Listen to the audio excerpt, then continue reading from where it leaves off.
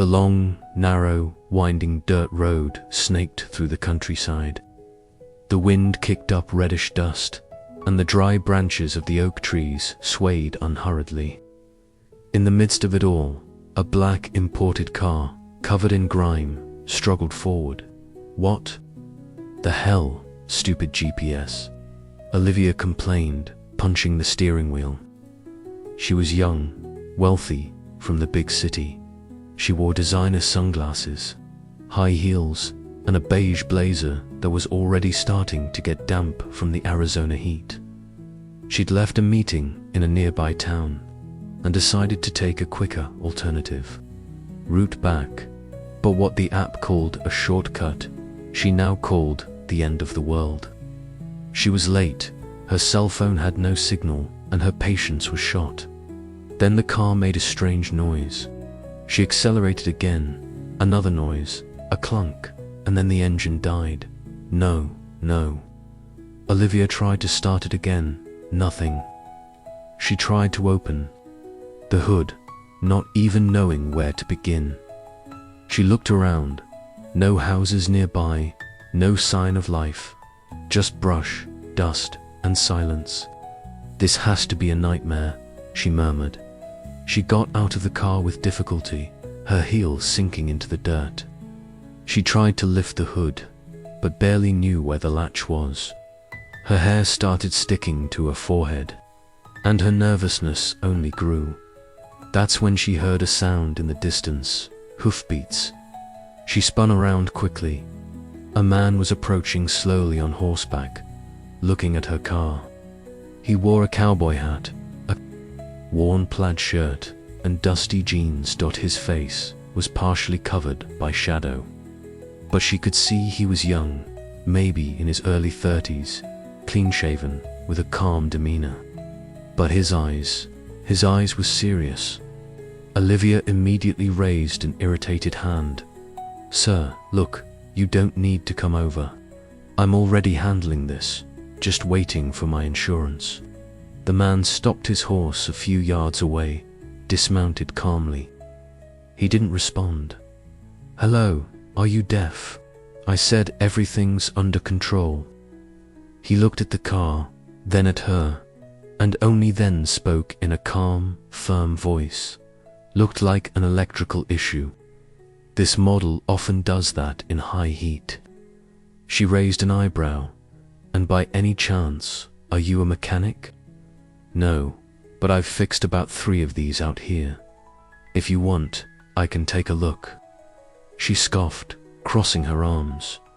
"Oh, so the cowboy now understands luxury cars. Give me a break." He simply shrugged, walked to the hood, opened it with ease, and began to examine it carefully.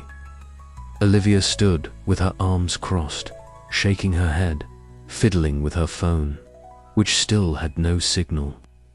"This place looks like it's stuck in time.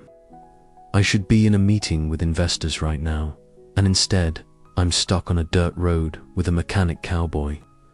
The man didn't react to her provocations. He bent down, fiddled with some cables, pulled out a simple wrench he kept on his belt, and began to carefully turn something. After about 2 minutes, he closed the hood. "Try it now." Olivia got in the car, still suspicious. She turned the key. The engine started. She was surprised, but instead of thanking him, she did the opposite. "Oh, great. At least one thing went right today. How much do I owe you?" The man shook his head. "I don't charge for help. Just take better care of your car and how you speak to others." She was about to retort, but his gaze cut off any irony. He mounted his horse again, and before riding off, said, "Have a good trip, ma'am." And he was gone. Olivia stood there, with her mouth agape. She didn't know why, but she felt something strange in that exchange, something different. A discomfort that didn't come from the heat or the delay, but from the way she had been treated. With servitude, not with flattery, but with dignity. She started the car and, for the first time in hours, fell silent. 2 days passed. Olivia returned to Los Angeles, but that scene wouldn't leave her mind. It was as if something was out of place. That man's steady gaze, the way her shouting didn't faze him, the simple yet efficient way he fixed her car. She even tried to forget it, but the next day she was called last minute to attend a meeting with a new investor. A major client the company had been trying to attract for months. The address was an expanding rural property, a modern, sustainable ranch that wanted to diversify and go public. She found it odd, but agreed. The executive van stopped in front of a huge gate surrounded by tall pines. The entrance was simple but elegant, and in the distance, she could see a rustic mansion with a porch, well-groomed horses, and some brand-new tractors in the back.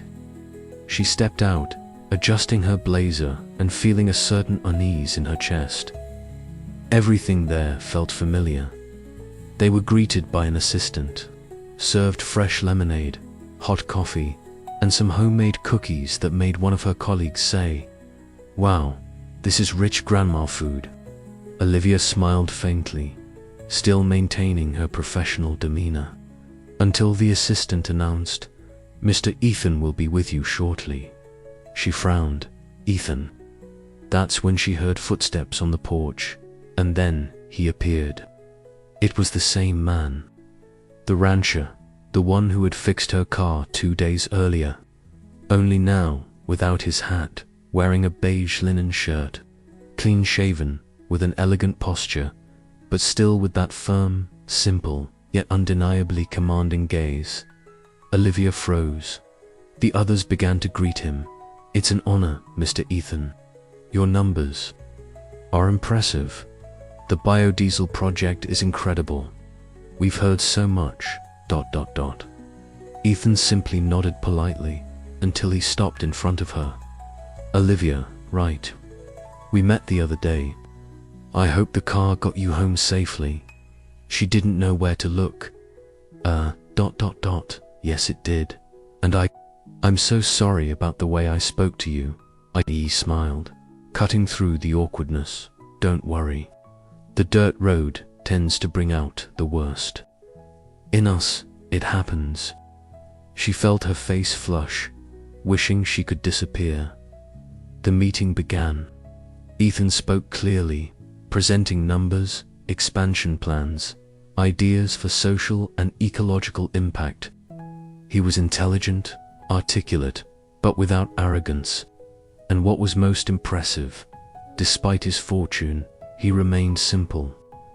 The same man who rode horses and fixed engines with his own hands. At the end of the meeting, as the company representatives were leaving, Ethan asked, could Olivia stay a bit longer? She froze, but nodded. When they were alone, he said, "You're not a bad person, Olivia, but you're caught in a world that teaches you to only look up and never to the sides." She remained silent. "I grew up here, learned everything from my father, who could barely sign his name. When I inherited this place, everyone in the big city laughed, saying I was just a lucky country boy. Today, they're doing business with me." Olivia swallowed hard. "I truly want to change, and I'm not just saying that because you're wealthy.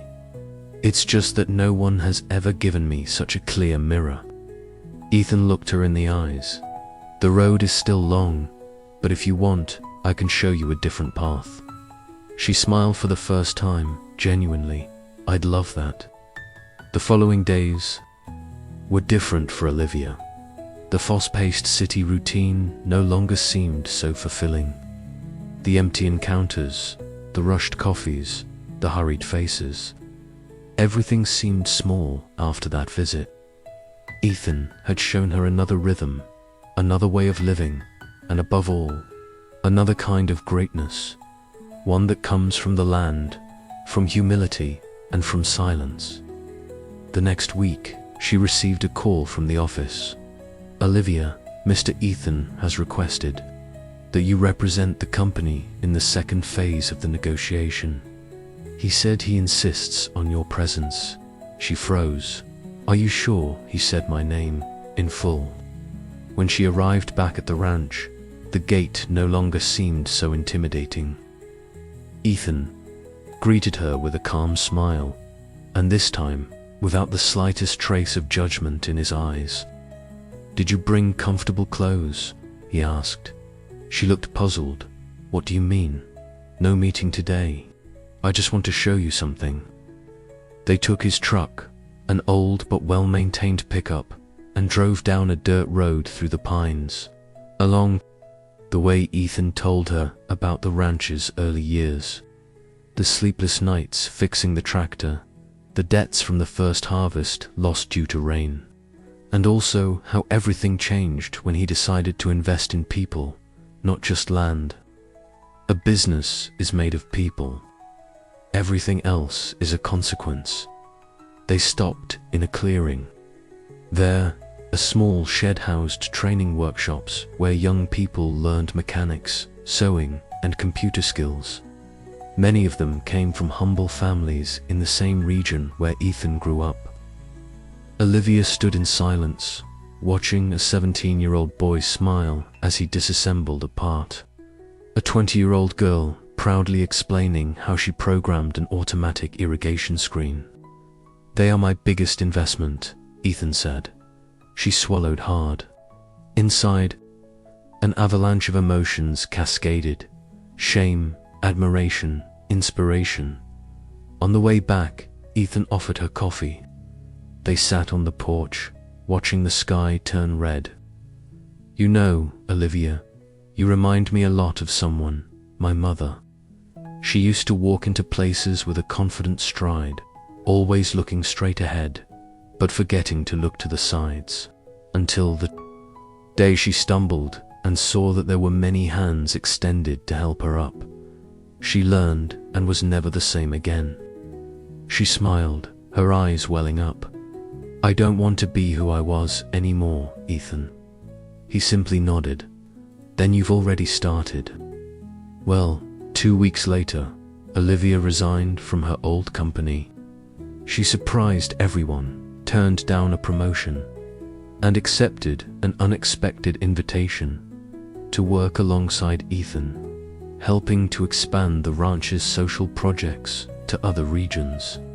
Not for salary, not for status, but because, for the first time, she felt she was part of something that truly changed lives.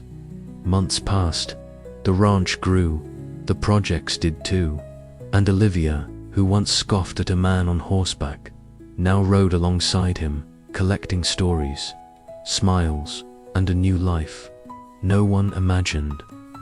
It would all start with a broken-down car and a nervous woman, but that's how two paths crossed and never separated. Because sometimes it's when everything stops that life truly begins to move. If this story touched your heart, tell us in the comments which part moved you the most. Don't forget to like the video, subscribe to the channel, and share it with someone who would love this story too. And make sure to come back for the next episode, because here, every story reminds you that it's never too late for a new beginning.